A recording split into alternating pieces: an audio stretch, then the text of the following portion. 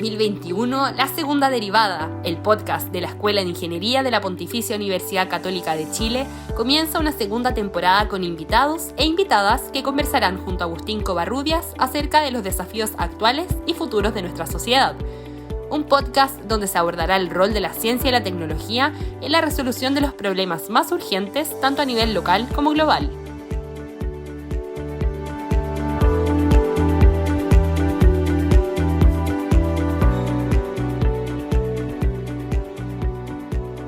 Cada vez es más evidente que el trabajo interdisciplinario genera un mucho mayor impacto en el avance de las ciencias y de la humanidad.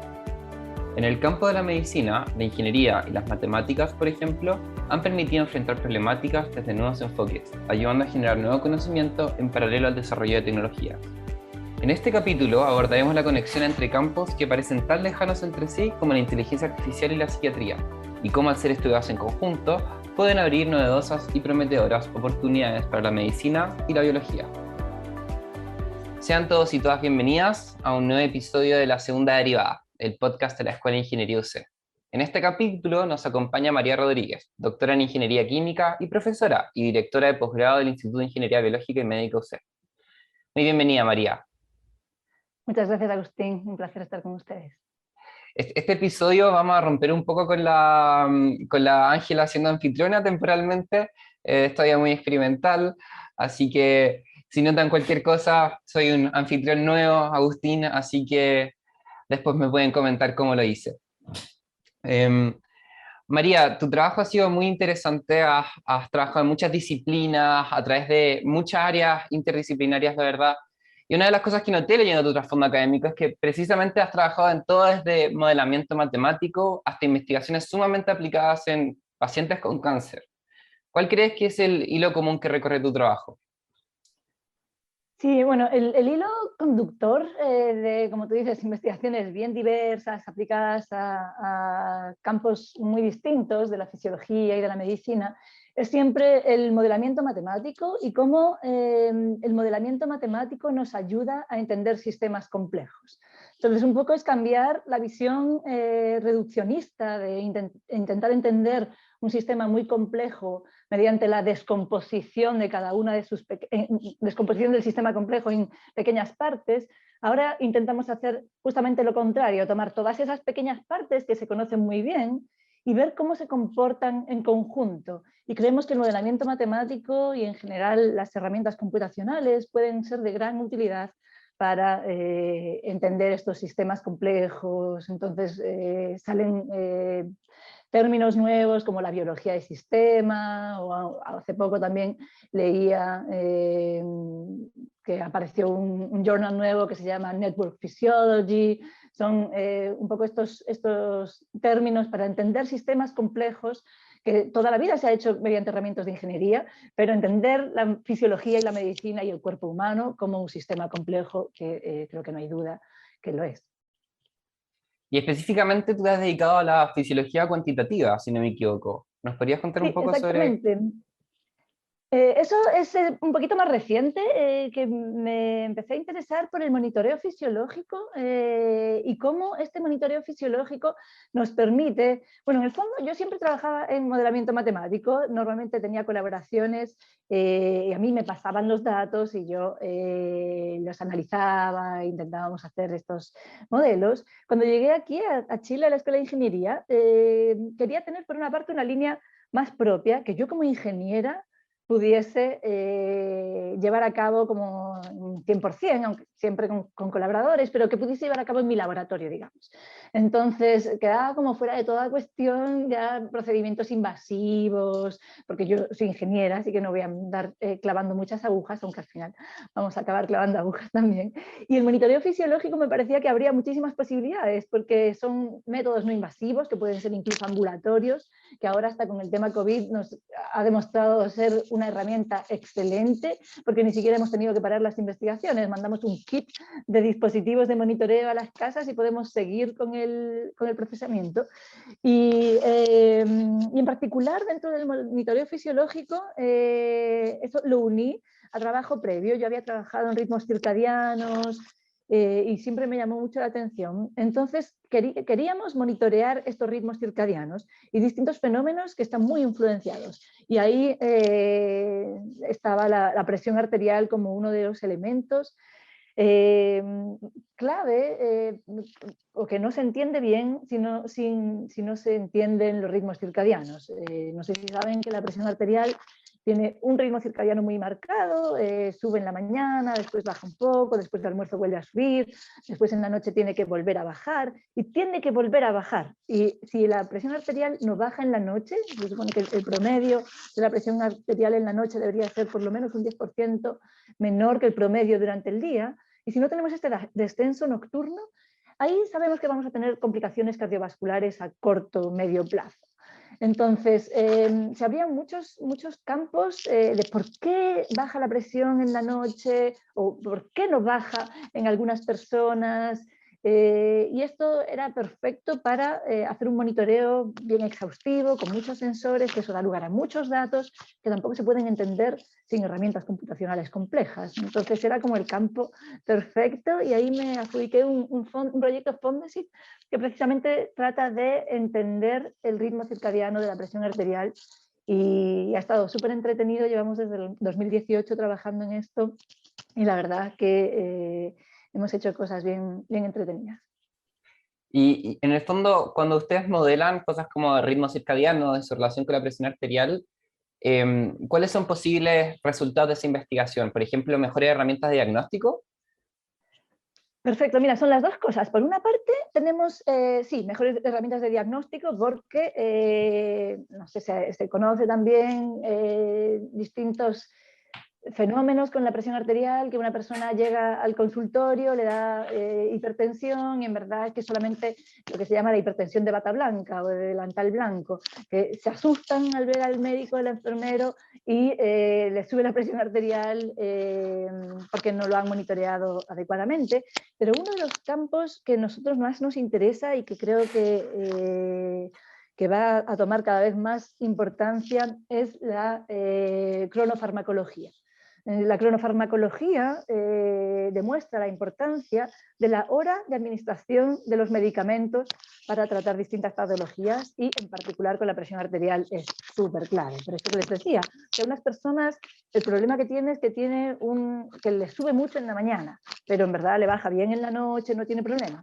Otras personas el problema que tienen es que en la mañana no les sube mucho, pero en la noche no les baja. Entonces, si tenemos estos perfiles tan distintos, estas herramientas nos van a permitir entender que no es la misma hipertensión la de todos y que por lo tanto no se debería tratar a todos con la pastilla en la mañana. Tal vez se la tenga que dar a uno en la mañana, a otro en la tarde, a otro partírsela en dos.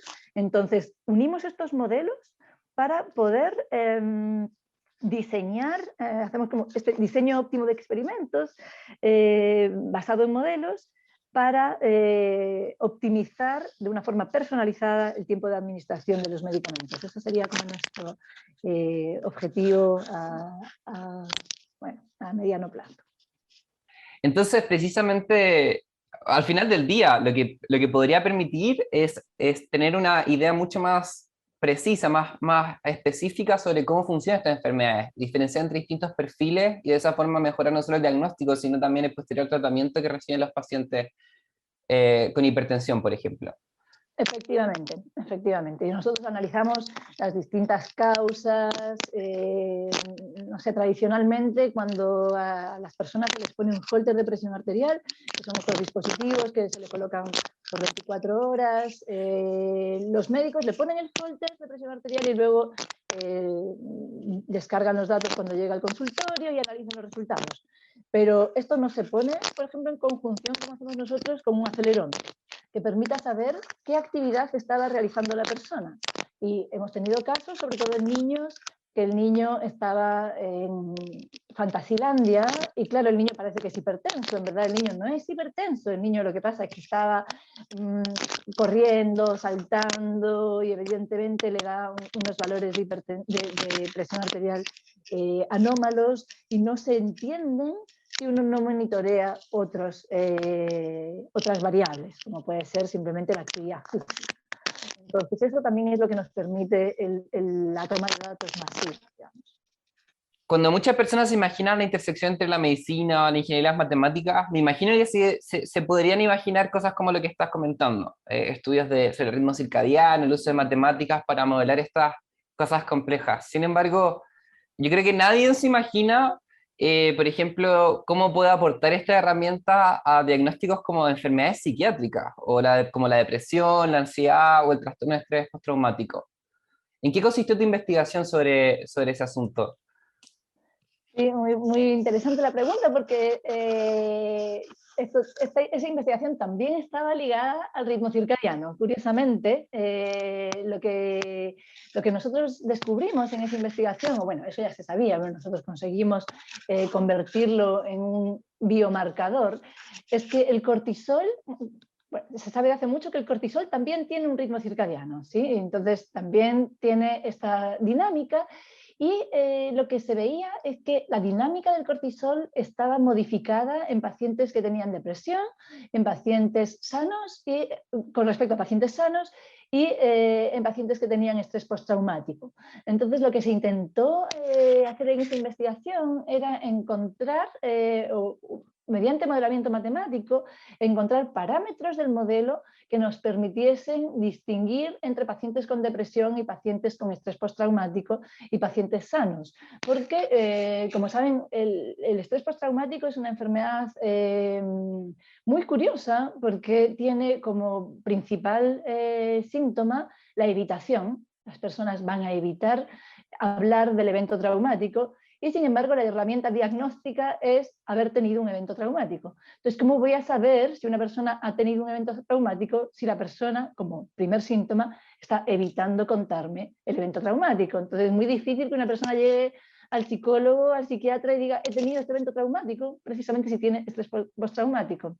Nosotros conseguíamos, mediante muestras de sangre, detectar esta dinámica del cortisol que era característica de personas con estrés postraumático, de modo que nos permitiese un diagnóstico más fidedigno y que no estuviese basado en encuestas que muchas veces son muy difíciles de conseguir. Entonces ahí un poco nos quitamos en medicina los promedios no siempre funcionan. El promedio del cortisol probablemente era igual en pacientes con estrés postraumático que en pacientes sanos, pero la dinámica es diferente y esto hay que entenderlo mediante modelamiento, mediante un tratamiento un poco más complejo de los datos. Entonces, un descubrimiento como ese, que se basa en el análisis de estados complejos y su evolución temporal, no hubiera sido posible antes, tal vez, en una medicina que está acostumbrada a entender los mecanismos individuales y no necesariamente cómo interactúan a mostrar comportamientos complejos. Exactamente, y también algo que ha cambiado mucho es la capacidad de adquirir datos. Antes los datos ni siquiera quedaban registrados, todas las fichas clínicas eran manuales, entonces no se perdía mucha información. Ahora todavía se pierde mucha, pero idealmente dentro de los próximos años cada vez vamos a tener mucha más información y vamos a poder estudiar todos estos datos masivos de una forma más detallada. O sea, piensen que hace no tanto tiempo el electrocardiograma salía en papel, entonces ¿cómo voy a analizar? No sé, nosotros ahora fácilmente hacemos una semana de electrocardiograma completa, no puedo después analizar el papel y visualmente intentar encontrar algún tipo de anomalía como se hacía anteriormente. Entonces, tanto la toma de datos como el procesamiento ha abierto muchísimos caminos. Y entonces, perfectamente el día de mañana, o tal vez en una década, podríamos ver que un psiquiatra requiera, por ejemplo, exámenes de sangre o el uso de biosensores para ayudar en su proceso diagnóstico de enfermedades psiquiátricas. Absolutamente, absolutamente. Yo creo que eso es algo que va a ser clave. También, o sea, ya vayamos hasta más fino, la secuenciación del ADN ha bajado su precio de una forma increíble en los últimos años. Es algo que antes era impensable, ahora estaría al alcance bueno, no sé si de cualquiera, pero se hace muchísimo más factible. Entonces, sí, sin duda hay muchísimos test que se podrían estar pidiendo. Y también se están empezando a vincular muchas enfermedades, o sea, la inflamación crónica con la depresión, que antes parecían cosas completamente distintas, ahora se les está viendo que todo está muy relacionado. Entonces yo creo que sí, se van a encontrar causas y síntomas en parámetros que antes ni siquiera se estaban midiendo. Además, tengo entendido que en el pasado has trabajado con técnicas de aprendizaje de máquina, machine learning, o inteligencia artificial, precisamente para ayudar a este proceso de modelar fenómenos complejos e intentar entenderlos. ¿Qué posibilidades se abren en la biología de sistemas o en la fisiología cuantitativa cuando utilizan esta clase de herramientas? Sí, efectivamente, mira, nosotros, es curioso porque la inteligencia artificial normalmente se relaciona con datos masivos, hablamos de Big Data, y en medicina nosotros, yo siempre digo que tenemos Small Big Data, sobre todo en Chile. En Chile muchas veces cuando piensas en una enfermedad en particular, uno puede ir de Arica a Punta Arenas y no encuentras un N tan grande. Entonces necesitamos trabajar esos datos de una forma más cuidadosa, y ha sido muy bonito adaptar técnicas de Big Data a este Small Big Data. ¿Qué hago ahora? Que no puedo usar las técnicas tradicionales que puedo usar en astronomía, porque mis datos son finitos, igual son muchos, son demasiados para poder entenderlos al ojo, pero son pocos para otras herramientas. Entonces hemos tenido que estar ahí adaptando técnicas y hemos encontrado patrones que no se encuentran con técnicas de análisis estadístico tradicionales, pero que sí emergen cuando uno hace un tratamiento con técnicas un poquito más sofisticadas. Así que ahí se abren muchos caminos. Uno para, repito, aunque ya lo hemos mencionado antes, la medicina personalizada. Creo que la medicina personalizada va a tener o va a aprender mucho de esta inteligencia artificial y de también compartir los datos, que haya una ficha clínica de salud, que las clínicas estén dispuestas a compartir estos datos, de modo que un médico no haga un diagnóstico en base a los últimos 100 pacientes que él visitó en los años de práctica clínica, sino en los millones de pacientes que otros clínicos han tratado a lo largo de todo el mundo. Ahí yo creo que se abren muchas puertas. Nunca había pensado cómo la modernización del sistema de salud de cierta forma también contribuye a que los conocimientos que se van obteniendo a lo largo de todo el sistema se puedan transformar en aprendizaje de cierta forma. Entonces, sea un proceso más cumulativo de aprendizaje sobre cómo funcionan estas enfermedades que se puede utilizar en la investigación. Absolutamente. Yo siempre cuento la historia de mi hijo, que tenía adenoides grandes, y yo tomaba la radiografía, e iba a un otorrino y el otorrino me decía: los adenoides son gigantes, hay que quitarlo. Y llevaba a otro otorrino con la misma radiografía y me decía: no, pero no son tan grandes, no los quitemos. Entonces, es la misma radiografía, pero los clínicos se estaban basando en su experiencia previa con radiografías similares. Si en lugar de la experiencia previa con radiografías similares tuviésemos como datos de todos los niños de esa edad del mundo, los que se operaron y los que no se operaron, que tenían unos adenoides de ese tamaño, los que se operaron y los que no se operaron, a quién le fue mejor, podríamos aprender todos de un conocimiento compartido. Y eso yo me lo estoy imaginando como un modelo de machine learning donde hago un procesamiento de imágenes y después tengo un outcome: operados, no operados, a quién le fue mejor, quién tuvo más resfríos o quién respiraba mejor. Eso igual va en línea de una tendencia que, hasta donde entiendo, se dio primero en la psicología, como de que los diagnósticos que se tenían sobre enfermedades psiquiátricas o psicológicas, de a poco se dieron cuenta de que se trataban de enfermedades más discretas, más pequeñas, que podían ser tratadas de distintas formas. Y como por lo que veo de tu trabajo, también eso parece ser la tendencia más generalmente en esta intersección entre la medicina y la ingeniería. Como estas herramientas permiten entender fenómenos de una forma en la que no se podía antes, y ser mucho más específico con qué clase de tratamientos podemos utilizar, con qué clase acercamientos son mejores para cada paciente.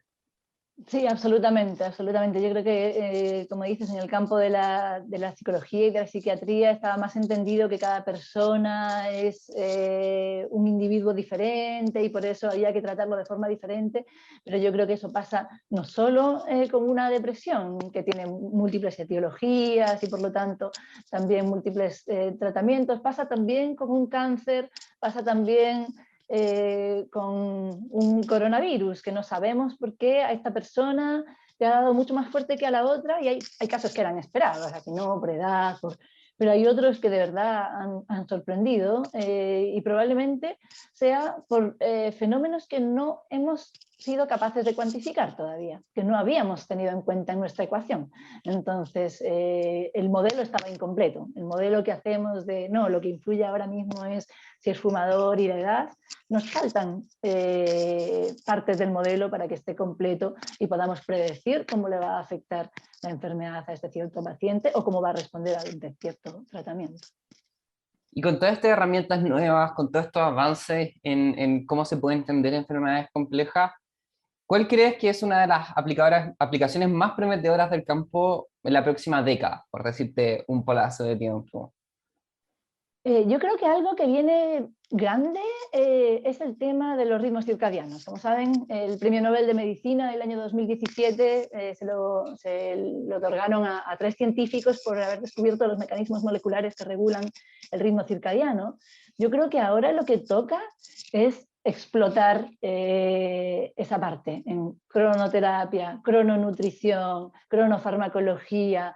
Somos distintos en muchos aspectos, pero también en eso. Entonces, hoy temas hasta que se sabe que todas las personas tienen un distinto cronotipo. El cronotipo es la preferencia a despertarse temprano o tarde, a realizar diferentes actividades en la mañana o en la noche. Entonces, no sé, que los jóvenes son muy flojos porque se levantan tarde en la mañana. No, los jóvenes se sabe que tienen un cronotipo más tardío que los adultos. Y a los 21 años me parece que es el punto cúspide de lo tarde que es el cronotipo. Entonces, obviamente, les cuesta levantarse en la mañana. Entonces, tal vez, y se está planteando ya en algunos países, no tiene sentido que el colegio empiece a las 8 de la mañana para estos jóvenes porque no rinden igual y habrá que retrasarlo.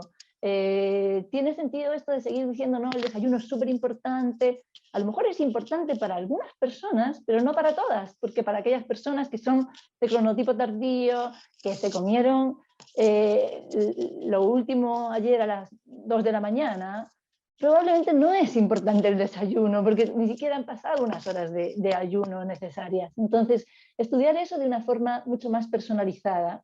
Y eso también nos permite como entender a cada persona con sus particularidades, ¿no? Ser también más tolerantes con esto. ¿No? Esta persona no es floja, esta persona ponle un trabajo a las 12 de la noche y lo va a hacer perfecto, pero a las 6 de la mañana no es persona. Y ya todo esto va también al trabajo por turnos. Si estas personas trabajan mejor por la mañana y este mejor por la noche, pues no pongas al conductor de la mañana en la noche y viceversa. Optimicemos y personalicemos los turnos para que cada uno se sienta lo mejor posible. Yo creo que la prevalencia de genotipo tardío en ingeniería es particularmente alta. Pues habrá que hacer esfuerzos para abrazarlo y permitirles desarrollar todo su potencial cambiando el horario si hace falta. Ya, una última pregunta que tal vez sea un poco inesperada. ¿Cuál es un área dentro de la biología de sistemas, dentro de la fisiología cuantitativa, que tiene potencial infravalorado, que tal vez todavía no se reconoce mucho, pero que podría llegar a ser importante? No sé, yo creo que, no sé si es un área muy grande, pero algo que a mí me preocupa desde que he empezado a trabajar en temas del monitoreo, es el monitoreo de la presión arterial. No puedo creer que en pleno siglo XXI siga inflándose un manguito y desinflándose, y que el monitoreo en la noche siga haciendo eso. Entonces yo, para medirle la presión arterial a alguna persona durante la noche, le pongo un manguito, lo despierto, y entonces ya no le mido la presión arterial dormido. Entonces, de verdad, es prácticamente imposible medir la presión arterial dormido de forma no invasiva. Existen catéteres y cosas más invasivas, pero yo les animo a todos los ingenieros hay mucha gente pensando en estos dispositivos y ahora hay distintos relojes nuevos que salen y dicen que miden presión arterial, pero yo he probado muchos y todavía no hay ninguno que me dé una buena aproximación. Así que ahí yo creo que hay que desarrollar tecnología para poder medir presión arterial sin despertar, porque si no, ya no es la presión arterial dormida. Me parece bastante impresionante que un dispositivo que tal vez consideramos ya tan listo, ya tan perfeccionado, o sea, ¿cuánto tiempo tendrán los monitores de presión? Tenga tanto por ir adelante, tantas cosas por ser innovado todavía. Así que se aprecia esa nota. Yo creo que efectivamente el espacio para crear mejores herramientas de diagnóstico, incluso donde uno creía que ya estaba todo solucionado, es tremendo. Todavía queda mucho espacio, especialmente como tú dices, como herramientas que permiten monitorear continuamente pacientes sobre largos periodos de tiempo, están habilitando nuevas formas de entender enfermedades difíciles, complejas, y llevando nuevos tratamientos. Así que trabajar en estos biosensores, trabajar en estas nuevas herramientas de diagnóstico puede ser una muy buena vía de investigación a futuro. Sí, yo creo que tiene mucho potencial. Bueno, quería darte las gracias por venir hoy día. La verdad es que hace tiempo que no hablábamos de ingeniería biomédica en este podcast, especialmente no tanto de modelación matemática, no tanto de sistemas complejos, así que siempre se aprecia tener esas conexiones particulares entre tal vez la matemática y la ingeniería, pero también disciplinas tan inesperadas como la medicina entre medio. Y creo que también a la audiencia estén atentos a un nuevo episodio. Estamos trabajando en una modalidad un poco distinta para el podcast y cómo podemos traer invitados y conversar con ellos. Así que no se pierdan de nuestras redes sociales. Muchas gracias. Muchas gracias a ustedes. Nos vemos en el próximo podcast, donde continuaremos abordando cómo desde la ingeniería podemos aportar al desarrollo de los países.